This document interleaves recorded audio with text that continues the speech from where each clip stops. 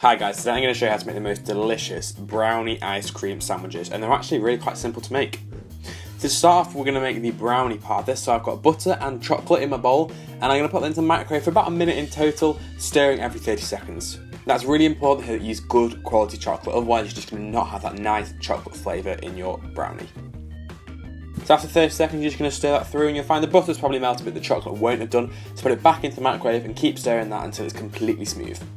Once it is smooth, we're going to chuck in the sugar, and for all the weights and measurements, they'll be in the description box below. So once that's stirred through, we can go in with 4 eggs. Now you want to make sure that it has cooled down sufficiently, otherwise you're going to scramble your eggs. It should have cooled down by adding in the sugar. So with the eggs all in, you can stir that through with your spatula. You want to break up those yolks to make sure that everything gets combined. And what you'll be left with is sort of this like gloopy mess.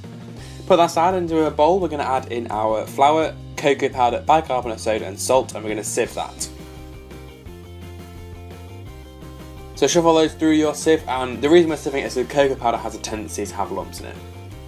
So whisk those all together just to combine them, and then we're going to add that into our wet ingredients and whisk it all through.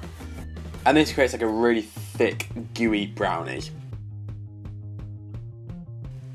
So once that's all combined, there's no dry ingredients left. You want to scrape down the bowl, and then we're going to pour that into a 12-inch tin. Now I'm using a 12-inch tin, but if yours got a tin which is a bit of a different size, that'd be perfectly fine, as long as it's roughly 12 inches. So spread that out to the edges, and we only want a thin layer of brownie here, so it won't be that thick. Once it's all spread out, you're going to bake that at 180 degrees for about 15 to 20 minutes until it's springy on top, and a skewer inserted comes out clean. So now I've taken my tin down to 6 inches by 12 inches, so half the width, and this is the same width as my tub of ice cream, so I'm going to use this to my advantage. I'm going to go around the edge of the tub with my knife, and then hopefully it should plop out. It took a bit of a squeeze and a bit of a stretch, but eventually came out. And what I'm going to do is cut that in 2 horizontally along the ice cream. That'll give me 2 strips of ice cream which are 6 inches in width, but I need them to be 12 inches in length in total. So one of them's 7 inches, so I need the other one to be cut down to 5 inches. And that means that when I put them together, they'll form a 6-inch by 12-inch rectangle. So lay a sheet of cling film down, and we're going to put the ice cream on that. You don't really need to smooth it together at this point, it's fine. Then just wrap it up together, and you're going to pop that into the fridge for about an hour probably, until it's set completely. And by that time, your cake should have cooled down sufficiently.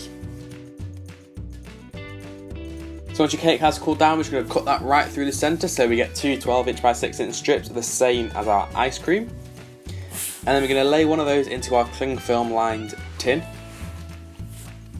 Push it down slightly to make sure it's even, and then you're going to add on your ice cream. Now obviously we're going to do this in 2 stages, in the 5-inch one and then the 7-inch one.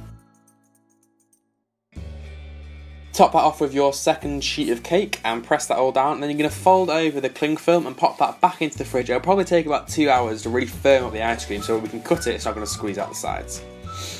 So I'm going to cut that down into the centre into 2, and then each of those, I put it up on the end just to make it easier. I'm going to split it down the middle, and then each of those strips I'm going to cut into 3 rectangles.